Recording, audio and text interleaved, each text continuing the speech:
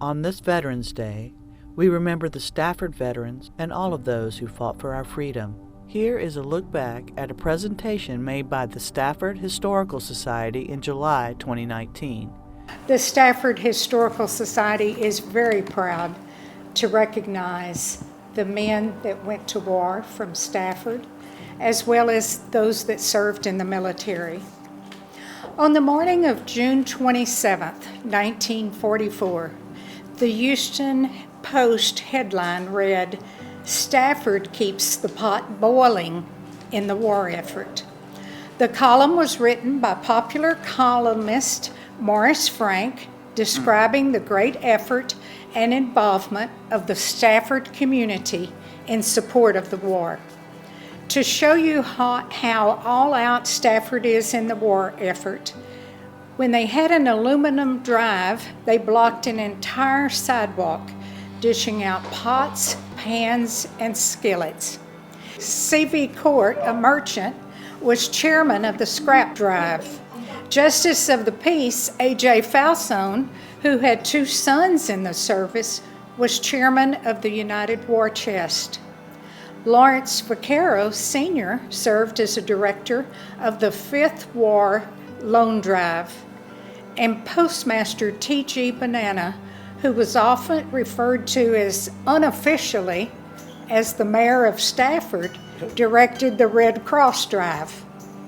Others active in the war effort were Manuel Rudy, a local merchant, E.C. Laperouse, the druggist, A.K. Jacobs, president of the Civic Club, and as previously noted, owner of a leather factory which made leather gloves for the military, and Leon Scarcella, secretary and treasurer of the Civic Club. Scarcella was the civil defense director for the community, and his son Leonard, Stafford's mayor, remembers that he received cardboard cutouts of Allied and enemy warplanes to aid in identification in the event of an attack. The women of Stafford also did their part for the war effort. Some held meetings in their homes to roll bandages for the Red Cross. Doris Durden's mother taught her and Wheat Scanlon how to knit scarves, caps, and vests to send to the troops overseas. Many women recall that items such as coffee, sugar, soap powder, gasoline, and shoes required ration coupons in order to be purchased if they were available at all. Butter was simply not available and was replaced by an oleo that came in pure white bricks like lard, with a packet of yellow food coloring so one could make it look like butter. The coloring seemed to make it look better. In 1943, the ladies of the Altar Society of Holy Family Catholic Church sent Christmas cards and greetings to every member of their church in the armed forces. A prompt reply was received from Charles Triola, who was stationed in India, in which he wrote, "I've never realized the wealth we the people of the United States possess. Our freedom, our educational system, and above all else, grace which is necessary for continued progress of living conditions. I can be thankful for all that America is and stands for now that I've seen how the rest of the world lives." Some of the local men who served in the war included Lebon Agnello, Anthony Court, Cecil Ellis, Jim and Nick Falsone, Joe Jambaluka, Judge Green, Nick Jabia, Al and Paul Jolin, P.T. Frank and Samuel Lampson, Vince Muley, Roland Rome, Sam and Joe Ruffino, Lee Scarpinato, Charles Michael and Chris Triola, Mayfield Cole, Charles Laperouse, Pete Tredico, Anthony Scanlon, Frank Faila, Raymond Ward, and Tony DeLero. There were other Stafford sons who served our country in the military during later years, such as Anthony Bamani, Frank Malone, Vernon Eschenfelder, Judge Green Jr., Willie Gibbs, and Charles and J.C. Court. Two men from Stafford endured the hardships and trauma as prisoners of war. They were Frank Mossick and Buster Court. It was unknown to Frank at the time he joined the Army the traumatic experience he would encounter as a prisoner of war in a German camp for 16 months, in addition to suffering a gunshot wound during World War II. After joining the Army, he was sent to North Africa 5 months after the German invasion.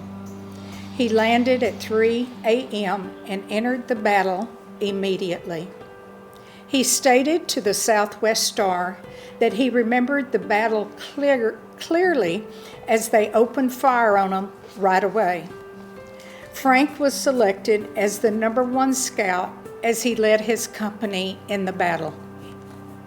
The unit was hit and he hid behind a rock to avoid machine gun fire. It was during this time he was wounded in the leg. He was then captured by 2 German soldiers and was a prisoner for the next 16 months. Mossick recalls that his mother received a telegram from Washington, D.C., stating he was MIA, missing in action. He received numerous medals, such as 2 Purple Heart medals for being wounded in action, a combat infantry badge, 2 Bronze Stars received during the invasion of Italy, and 5 campaign medals. The 5 campaign medals received were for the invasion of Italy, the American Defense Medal, the American Campaign Medal, the World War II Medal, and of course, the Prisoner of War Medal.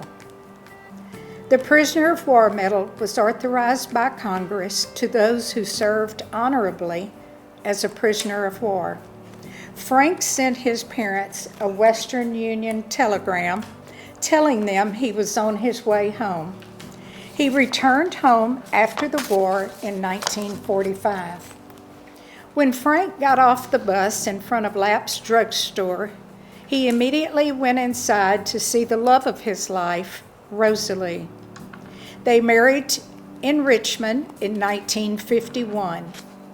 Even though Frank's working career was at U.S. Salt Mine and KTRK Channel 13, he was known for his skill and creativities,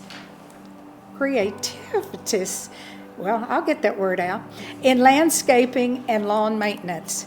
Many friends in Stafford would want Frank to beautify their yards.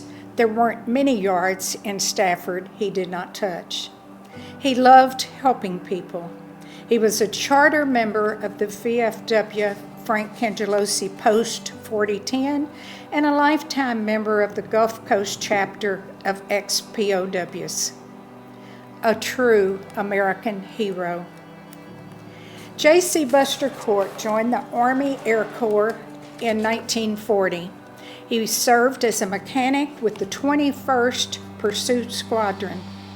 In an interview with the Houston Chronicle, Court stated his unit landed at Nicholas Field in the Philippines just a few weeks before the December 1941 Japanese attack on Pearl Harbor. For the next 5 months, American and Filipino forces began a steady retreat, first into Manila, then onto the mountainous peninsula of Bataan, where they surrendered to the Japanese Army on April 9, 1942.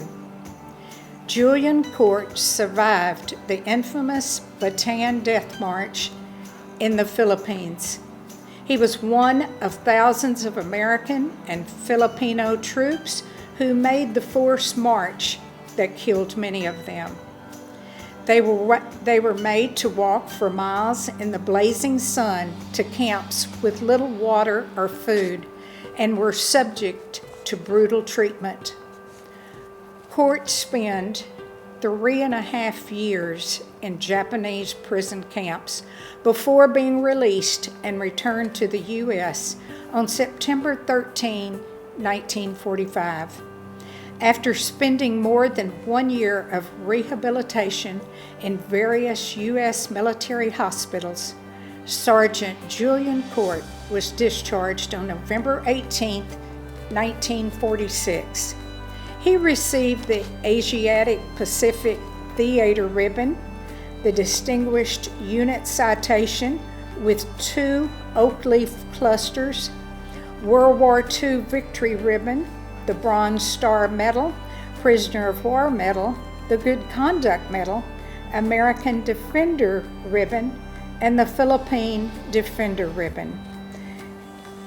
He too was a charter member of the Frank Angelosi VFW Post 4010, a lifetime member of the following organizations: the American Defenders of Bataan and Corregidor Incorporated, the American Ex-Prisoners of War Club, and the American Disabled Veterans. Julian Court married Mildred Wilson, and they made Stafford their home all of their life. He was elected Constable of Precinct 3 in Fort Bend County in 1950 and served the community for 30 years. He was a man who exemplified dignity and dedicated his life to serving his country and protecting his community. The Stafford Police and Fire Complex is named after him. A true American hero. Of all the young men of Stafford that went to war in World War II, only one did not return home safely. Frank Angelosi, who was serving in France at the time of the Normandy invasion, on June 6, 1944, was killed in action. His mother, Lena, received a Purple Heart and a Bronze Star, which Frank was awarded for bravery. These medals were displayed in an altar at Holy Family Catholic Church in Stafford. In his honor, the local VFW post on Staffordshire is named for Sergeant Frank Angelosi.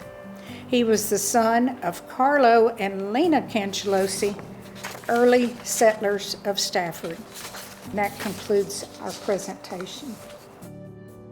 Stafford remembers and honors all those who fought for our freedom on this Veterans Day. Thank you for your service.